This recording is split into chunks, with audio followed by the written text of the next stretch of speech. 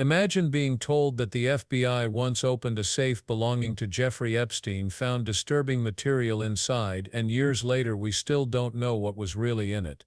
That's not the plot of a thriller.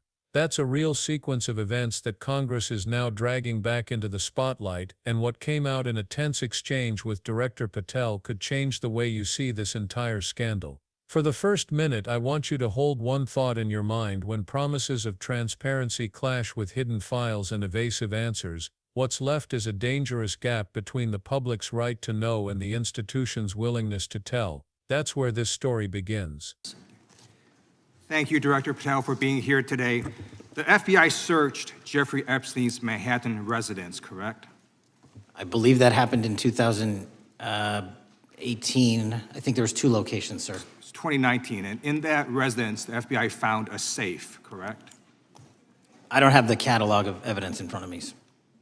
In that residence, the FBI found a safe, correct? I'll accept your representation. Okay. And in that safe, the FBI found topless and lewd photographs of girls, correct? Again, sir, I'll accept your representation. I don't know. Thank you. It was all over the media at the time. There's a New York Times article that says Jeffrey Epstein is indicted on sex charges as discovery of nude photos is disclosed, dated July 8th, 2019. And the Times reports a trove of lewd photographs of girls was discovered in a safe inside financier Jeffrey Epstein's Manhattan mansion. Author Michael Wolff has conducted numerous interviews of Jeffrey Epstein. I'm going to play for you a video clip of what Michael Wolff said Epstein told him was in the safe and what he showed the author was in this safe. So let's please play that clip now. Elected. I was sitting talking to Epstein, and he said, "Wait a minute, I got to show you something." And then he went into his safe, and he came out with photographs. They were Polaroids, I think, and he kind of spread them out like playing cards, and it was Trump. I mean, I think there were a dozen of them, and it was Trump with girls of an uncertain age at Epstein's Palm Beach house, where all of the things that he would ultimately be accused of took place. And I remember very vividly 3 of them. There are 2 in which Trump is, the girls, topless girls, are sitting on Trump's lap. And then a 3rd in which he has a stain on the front of his pants. And the girls are kind of pointing at it, sort of bent over, laughing. So Director Patel, I'm going to ask you a very broad and general question. As you know, Donald Trump and Jeffrey Epstein were friends. There are, of course, photos showing Donald Trump together with Epstein, correct? I don't have the entirety of the photographs, but I think they've been photographed in public together. All right. Are there any photos showing Donald Trump with girls of an uncertain age? No, How do you know that? because that information would have been brought to light by multiple administrations and FBI investigators over the course of the last 20 years. Well, you know what? That's just not true, because no one knew about the creepy birthday message that Donald Trump wrote to Jeffrey Epstein until the Wall Street Journal disclosed it, and then all of a sudden, the Epstein estate provides it to Congress. Well, so certainly, you weren't there at the search. You don't know what Epstein may or may not have done with those photographs even prior to the search. Maybe someone has it. Maybe the Epstein estate has it. You raise a great point. So I'm going to ask you, have you asked to talk to Michael Wolff? You raise a great point. I haven't personally asked to talk to Michael Has the FBI asked? but the FBI, I'll get back to you if the FBI specifically So Michael asked has ever. about 100 hours of testimony of Jeffrey Epstein. Wouldn't it be good for the FBI to interview Michael Wolff? I'm not saying they haven't, I just don't know. Has FBI subpoenaed the tapes that Michael Wolff has conducted of Jeffrey Epstein? I don't know. All right, so if you could provide us an answer, that would be terrific. Sure. Well, let me ask you this question then. Have you looked at all the photos in Epstein files? I have looked at all the information that the investigators who investigated this case have provided to run out credible leads. And in the Epstein files, was there that creepy birthday message that Donald Trump had written to Epstein? No, that's what I was trying to tell you. You raise a great point. The estate of Jeffrey Epstein has a voluminous amount of information that they have not released before. Okay, so that's great. So Wouldn't it be great if FBI subpoenaed the estate of Jeffrey Epstein for all that information? The estate is under no obligation to provide that material, even pursuant to a subpoena. That's a great point. Yeah, that's just false. Okay. That's just false. You're the frickin' FBI. You can subpoena the information from the estate, and you better do that. I'd like to move literally on. not how it works. I'm going to move on now and talk about Epstein's client list. You confirmed that it exists. Attorney General Pam Bondi confirmed earlier this year that it exists. So I just want to ask you a simple question. Is Prince Andrew on Epstein's client list? The material related to Prince Andrew has been made public. Is Prince Andrew on the client list? We have released the index of names All right, that were in Jeffrey Epstein's. Is Donald Trump on Epstein's client list? The index has been released, and the index will speak for So I'm itself. just going to say, America, there's a huge red flag. The FBI director could not answer Gentlemen. whether Donald Trump was on Epstein's Gentleman's time client has list. expired. I Chair yield now back. recognizes the gentleman from Virginia. Thank you, Mr. Chairman. I want to thank the director for being here and for his. The FBI searched Epstein's Manhattan mansion. News reports at the time were filled with shocking details about what agents discovered in 2019. Among those details was the claim that a safe had been cracked open, revealing explicit photographs. That detail wasn't whispered in fringe blogs, it was published in mainstream outlets like the New York Times. So why, years later, is there still uncertainty about what was inside? Why did Patel respond as if he didn't have the catalog of evidence at hand, even though the raid itself was national news? That's the first thread Congressman Ted Lieu began to pull. Lieu reminded Patel of what the public had already been told: the safe contained photographs, some of them indecent. Patel's response was to neither confirm nor deny, instead saying, "I'll accept your representation." That kind of phrasing may sound careful and legalistic, but to the public it sounds evasive. If the FBI already seized these items, why can't its director state plainly what was or wasn't there? The tension was already building in that room, but it exploded when a new piece of testimony was introduced. Enter Michael Wolff, an author who had conducted numerous interviews with Epstein. According to Wolff, Epstein once personally opened that same safe, pulled out Polaroid photos, and laid them out like playing cards. The images Wolff described were of powerful figures with young girls in compromising positions. He didn't claim these were rumors, he said Epstein showed them to him directly. That description adds a deeply unsettling layer to what was already reported. Because if an author is saying he was personally shown photos that shocking, the obvious question becomes, did investigators ever follow up? Was Wolff ever interviewed? Were his tapes and notes ever subpoenaed? Lieu put those questions directly to Patel. Did the FBI speak to Wolff? Had they subpoenaed his recordings of Epstein? Patel's answers boiled down to variations of "I don't know," again not a denial, but not confirmation either.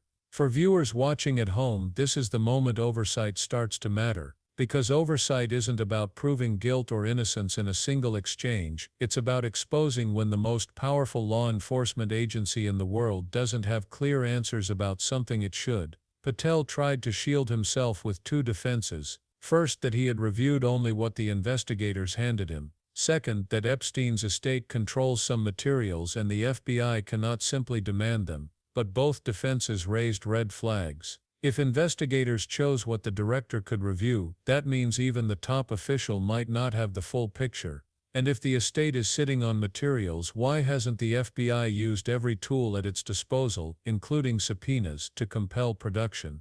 Lieu hammered this point home with a powerful example. Remember the creepy birthday message from Epstein's estate? It didn't come out until years later, when a newspaper disclosed it, after which the estate suddenly provided it to Congress. If that kind of evidence could stay hidden for so long, what else is locked away? Patel's insistence that the estate is under no obligation to comply simply doesn't square with the FBI's immense legal powers.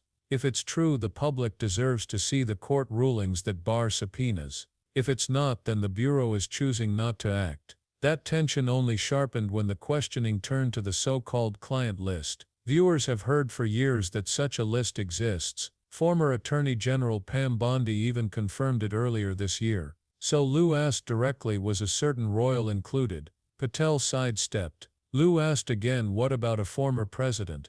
Again Patel refused to give a clear answer, instead pointing vaguely to an index of names that had supposedly been released. But if the index truly contained everything, why not answer directly? Dodging only deepened suspicion. This is where oversight becomes more than political theater. It's about the gap between what leaders say they will do when they're out of power versus what they actually deliver once they're in the chair. Patel, before taking this role, publicly declared he would release Epstein's files and ensure nothing was hidden. But in this hearing, when faced with simple yes or no questions, his answers were clouded in legalistic hedging and evasions. That's not transparency, it's opacity dressed up in official language. Lieu's method is worth paying attention to. He didn't grandstand, he didn't shout wild accusations. He asked narrow, fact-based questions. Was there a safe? Was there explicit material in it? Has the FBI interviewed Wolf? Did the Bureau subpoena his tapes? Is there a client list? Each question was precise, and each answer revealed more about what the FBI director wasn't willing to say than about what he could. That's how congressional oversight is supposed to work, by exposing the cracks between public promises and the reality of official action. But beyond the performance of this hearing lies a deeper issue. What does transparency actually mean in practice? Patel and others often say they've released what they can legally release. That sounds reasonable, until you realize the public rarely sees the legal orders or justifications that supposedly block further disclosures. If certain files are sealed by a judge, show the order. If releasing photos would harm victims, provide redacted summaries. If subpoenas were attempted and denied, publish the filings. Transparency doesn't mean dumping raw files, it means showing the process, the inventories, and the motions so the public can judge whether officials are truly trying to release as much as possible. That's why Lieu's questioning about the estate matters. Saying the estate doesn't have to comply is a way of shutting down the discussion.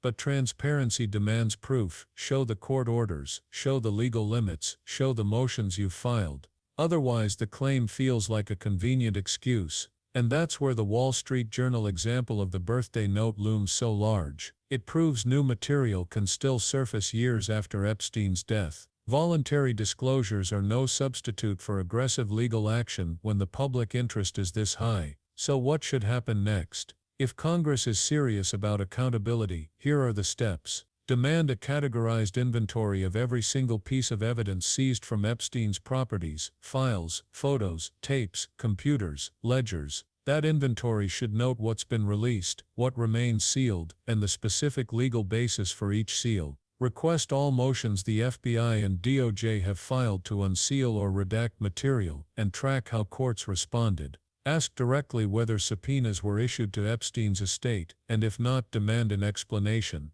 Require redacted versions of FBI witness summaries to be released, showing the public whether investigators followed up on leads implicating other people. And insist that any release plan be survivor-centered, with independent advocates guiding redactions so that disclosures inform the public without re-traumatizing victims. This isn't about satisfying online speculation. It's about ensuring that when leaders promise transparency, they follow up with concrete steps the public can see and evaluate. It's about preventing the memory of powerful predators from being buried under vague claims of legal limits. It's about showing survivors and the public that justice is not selective, and that even the most powerful connections don't protect you from scrutiny. When Ted Lieu pressed Patel, he wasn't just asking about a safe or a list, he was asking a deeper question: can the most powerful law enforcement agency in America be trusted to show the full truth? The evasions and hedges we saw suggest the answer is still in doubt. That's why oversight hearings matter. That's why public pressure matters. And that's why every new disclosure, every court filing, every index released must be demanded and examined. The story of Epstein's files isn't over. Documents are still sealed, the estate still holds materials. Journalists and authors still claim they saw or recorded things the public hasn't been shown. Each of those threads deserves to be pulled, because the truth doesn't come out by accident. It comes out when the public refuses to accept evasions and insists on real accountability. If you care about justice, if you care about victims, if you care about restoring trust in institutions, then this is the moment to act. Raise your voice. Ask your representatives to demand the inventories, the court orders, and the motions that show whether the FBI has truly done everything in its power to pursue the truth. Don't settle for vague claims. Don't accept excuses about what can't be done. Demand proof, demand records, demand action. This isn't just about one hearing or one director, it's about whether the public can believe promises made in the name of justice. It's about whether survivors see their voices respected or erased, and it's about whether accountability still exists for those who think their power can bury the truth. So if you want to see oversight done right, if you want deeper breakdowns of how Congress can compel action and how secrecy can be pierced, make sure you don't miss what comes next. Watch, share, and subscribe, because the only way to keep pressure on the system is to stay informed and stay engaged. And here we'll continue digging into the stories others want you to forget. Hit that like button, subscribe for more, and together let's push for the transparency and justice this case still desperately demands.